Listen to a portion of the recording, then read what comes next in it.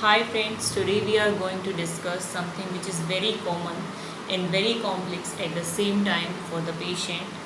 For the doctor, it's very simple and very easy to make a diagnosis.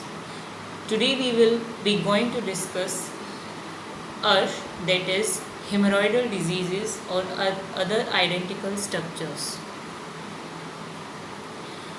We will study both the Ayurvedic as well as the modern aspect. In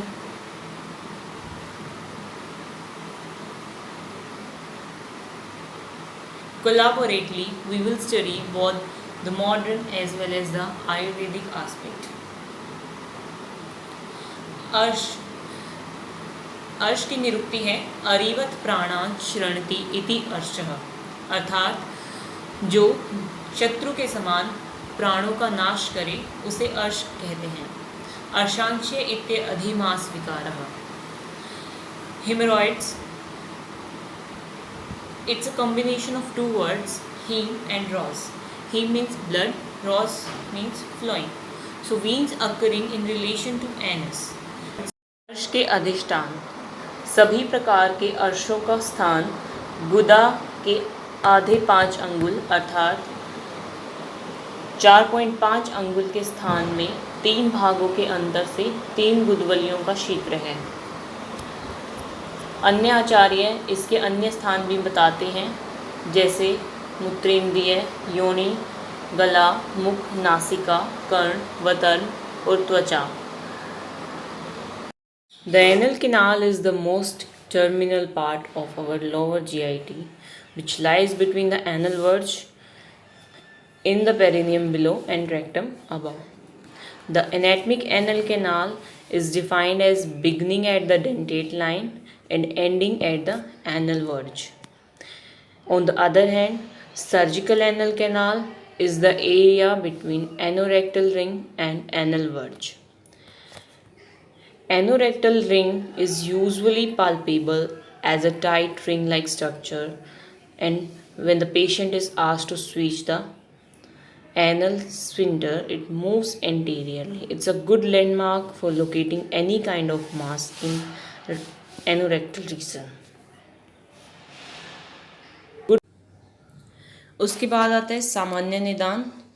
सबसे पहले माता पितरोपचार है, अर्थात माता पिता के द्वारा आहार विहार का उचित रूप से सेवन न किया जाना या फिर पूर्व जन्म के किए हुए कर्म, ये जो है हमारे सहज अर्श में कारण बनेंगे. इसके अलावा मंदाग्नि, अल्कोहल कंजप्शन ज़्यादा हो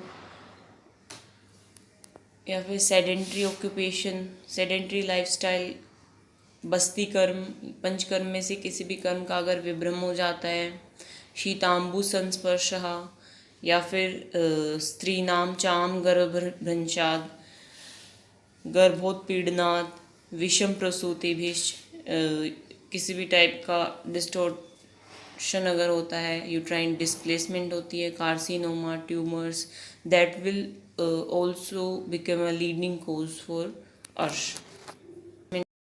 Next we have classification in contemporary and modern scenario. द्विविध भेद से सहज अर्श और जन्मोत्तर कालज अर्श. मॉडर्न बुक्स के अंदर सहज अर्श या फिर कंजेनाइटल हेमरॉइड्स करके कोई भी एक्सप्लेनेशन नहीं दी गई है, लेकिन आयुर्वेद ग्रंथों में इसका मुख्य रूप से वर्णन किया गया है.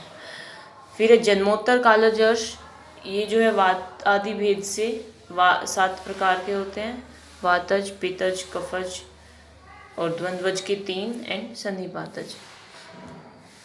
फिर शुष्क और श्रावी भेद से भी 2 प्रकार का होता है, जिसमें वात और कफ की उल्बणता होती है, उसको शुष्क अर्श कहते हैं. इसको एक्सटर्नल पाइल से कोरिलेट कर सकते हैं. और जिसमें रक्त और पित्त की उल्बणता होती है, उसको इंटरनल या फिर ब्लीडिंग पाइल्स कह सकते हैं. और तीसरा है दोनों का mixture, internal external piles. Here you can see. Talking about the pathophysiology of hemorrhoids, theory of varicose vein and theory of sliding anal canal lining is widely accepted. Hemorrhoid is a pathological term used to describe the abnormal downward displacement of anal cushions causing the venous dilatation. There are typically three major anal cushions located in the right anterior, right posterior, and left lateral aspect of anal canal. Anal cushions of the patient with the hemorrhoids show the significant pathological changes, and these changes include venous dilatation, venous thrombosis, degenerative process in collagen fibers and fibroelastic tissues, distortion and rupture of anal epithelial muscles. Constipation and prolonged staining increases the risk factors. संप्राप्ति घटक देखें तो त्वक, मेद और मांस को दूषित करने वाली त्रिदोषज व्याधि है। मुख्य रूप से गुदवली त्रिय में उपस्थित होती है। दारुण स्वभाव रखने वाली कृतसाध्य व्याधि। नेक्स्ट वी हैव पूर्व विष्ठम्भो अन्नस्य दौर्बल्यम कुक्षेर आटोप एव च काशर्यम उद्गार बाहुल्यम शक्ति साधो अल्प विटक्ता गृहिणी दोषम पाण्डवार्ते आशंका च उदरस्य च पूर्व रूपान्य निर्दिष्टान्य अर्शसाम अभिवृद्धये। अर्थात खाए हुए अन्न का उचित रूप से पाक न होकर विष्टब्धा जीर्ण हो जाना, शरीर में दुर्बलता, कृशता, उदर में आटोप होना, डकार अधिक आना, पैरों में अवसाद होना, मल की अल्प प्रवृत्ति होना या फिर गृहिणी रोग, उदर रोग, पांडु रोग, इन सभी के होने की आशंका बढ़ जाना, ये सभी अर्श के प्रोडर्मल सिम्टम्स हैं। उदर रोग। For the clinical manifestation of जन्मोत्तर कालज अर्श we will divide them under 4 grades. Grade 1 with prominent hemorrhoidal vessels and no prolapse. Grade 2 with prolapsed hemorrhoids and spontaneously reduction. Grade 3 with prolapsed hemorrhoids and requiring manual reduction. Grade 4 chronically prolapsed hemorrhoids and manual reduction is ineffective. Other associated symptoms will be normal splashing blood during defecation, prolapse, discharge followed by pruritus, pain and discomfort, और साथ में त्वक, नख, नयन, वदन, मूत्र और पुरुष, इन सभी का जो है दोषानुसार वर्णभेद भी मिल सकता है, कृष्ण, पीत एवं शुक्ल वर्णभेद। और इसके बाद सहज अर्शों के लक्षण बताते हुए आचार्य ने कहा है कि सहज अर्श से पीड़ित व्यक्ति जो है जन्म से ही अधिक कृश, क्षीण, विवर्ण और दीन होता है। उसको रेगुलरली कॉन्स्टिपेशन की प्रॉब्लम रहती है। उसके मूत्र में शर्करा और अश्मरी निकलती है, कुणपगंधी होता है डेफिकेशन के टाइम पे, और नाभि, वक्षण और बस्ती प्रदेश में सुई चुभने जैसी पीड़ा होती है। अत्यधिक क्रोध आता है उसको, हमेशा चिंतित रहता है और आलसी होता है। सहज अर्श से पीड़ित व्यक्ति के गुदा मार्ग में अवरोध हो जाने के कारण अपान वायु का मार्ग ऊपर की तरफ होने के कारण समान वायु, व्यान वायु, प्राण और उदान जो हमारी चारों वायु है वो दूषित हो जाती हैं। साथ में पित्त और कफ दोनों कुपित हो जाते हैं। इनके कुपित होने के कारण इनसे एसोसिएशन में जो जो विकार होंगे वो सभी उत्पन्न होते हैं। इन कॉम्प्लिकेशंस में हमारे पास profuse haemorrhage, strangulation, thrombosis, gangrene formation या फिर फाइब्रोसिस हो सकती है। किस इन्फेक्शन की वजह से सेपरेशन भी हो सकता है, गैंग्रीन। उसके बाद है other identical structures described by आचार्य Charak. He has just mention the names and he narrated them as अधिमास इंस्टीड ऑफ अर्श. इंक्लूड्स शिशन अपत्यपथ, गल तालु मुख नाशिका, कर्णाक्षी वतर्माणी तवकश्चेति.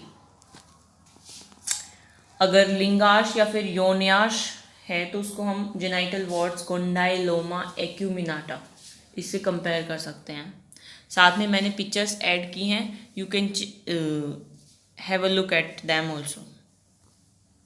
उसके बाद वक्त्रजेषु कंठोष्ठ तालु निमान्य गदगद वाक्यत्वा रस ज्ञानम मुख रोगश्च भवन्ति। यानी कि अगर गल तालु में किसी भी टाइप का अधिमास होता है तो उसकी वजह से एक तो स्वर विकृति होगी, रस का ज्ञान नहीं होगा और किसी भी टाइप का मुख रोग होने की संभावना बढ़ जाती है। इसको मॉडर्न में हम पेरिटोन्सिलर एब्सिस, रेक्टोफेरेंजियल एब्सिस, लेरेंजियल पैपिलोमा या फिर लेरेंजियल नोड्यूल्स या पॉलिप से कंपेयर कर सकते हैं। नेत्रजेषु वतर्म अवरोधो वेदना स्रावो दर्शन नाशश्च। अगर किसी भी टाइप की अधिमास विकृति आँखों में होती है तो उसकी वजह से वेदना हो सकती है, स्राव हो सकता है और दर्शन नाश, ब्लाइंडनेस भी हो सकती है। मॉडर्न में इसको पीसीवी से कोरिलेट कर सकते हैं, पॉलीप्लॉइडल कोरोइडल वेस्कुलोपैथी। उसके बाद है घ्राणजेषु प्रतिशायो अतिमात्रम श्वयतु कृच्छ्रोच्छ्वासतः पूतिनस्य स अनुनासिक वाक्यत्वम शिरोदुखम च। यानी कि अगर नेजल पॉलिप्स होते हैं तो उनके लक्षणों में आपको क्या क्या मिलेगा? प्रतिशाय, अधिक छींक आना, रेस्पिरेटरी डिस्ट्रेस हो सकता है या फिर पूतिनस्य और अनुनासिक स्वरों का उच्चारण करता है पेशेंट, और सिरह शूल भी हो सकते हैं। नेक्स्ट वी हैव कर्णजेषु बाधेरियम शूलम पूति कर्णता। अगर ओरल पॉलिप होते हैं तो उसमें बधिरता, शूल या फिर पूति कर्णता जैसी कंडीशन देखने को मिल सकती है। उसके बाद आता है मैनेजमेंट ऑफ अर्श या फिर हेमरॉइड्स। सो अर्श में जो है 4 टाइप की मैनेजमेंट हो सकती है: औषध, क्षारकर्म, अग्निकर्म एवं शस्त्रकर्म। मॉडर्न में हम कह सकते हैं non operative treatment, active treatment and operations. So non operative को जो है वृत्त पालन या फिर औषध प्रयोग, जो हमारा फर्स्ट आयुर्वेदा से कोरिलेट है। We can advise regarding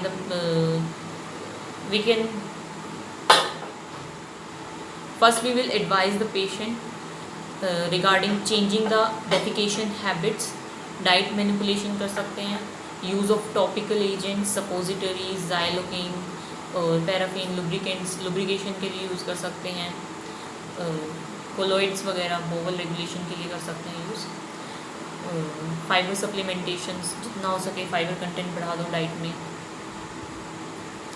bulk purgatives, laxatives, इसबगोल, हस्क, इन सभी का यूज़ कर सकते हैं। Reading in the toilet is to be discouraged, okay, and respond to the natural urge, do not strain, encourage to lose weight, we can have sitz bath and we can also use Daflon to increase the vascular tone.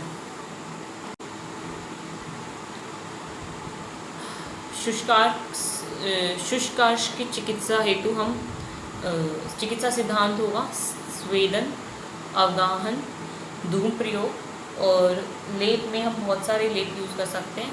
Most practically use लेप है हरिद्रा चूर्णम संयुक्तम सुधा क्षीरम प्रलेपनम, यानी कि स्नूही क्षीर को हरिद्रा चूर्ण के साथ मिलाकर उसका लेप कर सकते हैं।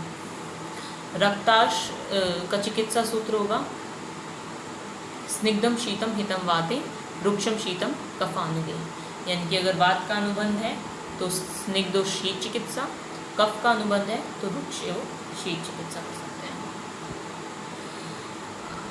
Treatment of haemorrhoids with constipated bowls, यानी कि गाढ़ चक्रतस्तेषां वक्ष्यामि भैषजम, इसमें हम पिप्पल्यादिघृत, अपर पिप्पल्यादिघृत, तृतीय पिप्पल्यादिघृत, चव्यादिघृत, नागराद्यघृत, अनुवासन बस्ती, मांस रस, इन सभी का यूज़ कर सकते हैं। भिन्न चक्रतस्ताम अर्शसाम च क्रियाक्रमः, यानी कि अगर patient having loose motions in association with hemorrhoids, we will prefer त्रिउष्णादि चूर्ण, तक्रारिष्ट, तक्र, और पथ्य में हम उसको रक्तशाली, महाशाली, और अरिष्ट प्रयोग कराना है तो अभ्यारिष्ट, दंत्यारिष्ट, फलारिष्ट या कंकारिष्ट हो सकते हैं। अग्नि संदीपनाथ कंडीशन बता दी है। अग्नि संदीपनाथ रक्त संग्रहणाय और दोषपाचनाथ। अगर पेशेंट इन तीनों कंडीशंस के साथ आता है तो उसकी मैनेजमेंट कैसे होगी? उसको सबसे पहले तिक्त रस प्रधान द्रव्य लेंगे। कुटजादि रस क्रिया का यूज़ कर सकते हैं। कुटजादि फलघृत, पिच्छा बस्ती, अनुवासन बस्ती, शुष्निक, चांगेरी घृत और भी कई चीज़ों का हम यूज़ कर सकते हैं। उसके बाद है मॉडर्न मैनेजमेंट में हम सबसे पहले उसको चेकआउट करना पड़ेगा कि किस पोजीशन में है। 3 o'clock है, 7 o'clock है, 11 o'clock है। तो उन पोजीशंस को चेक करने के लिए हम प्रोक्टोस्कोप का यूज़ करते हैं। It can be metallic as well as plastic also. So active treatment में हम क्या यूज़ करेंगे? Injection of sclerosants. इनका मोड ऑफ एक्शन क्या होगा? It produces aseptic thrombosis and work by dehydrating the endothelial cells. Sclerosant drugs में हम sodium टेट्राडेसाइल sulphate use कर सकते हैं, या फिर हम 5% फिनोल आलमंड ऑयल के साथ भी इंजेक्ट कर सकते हैं सब mucosa about the dentate line.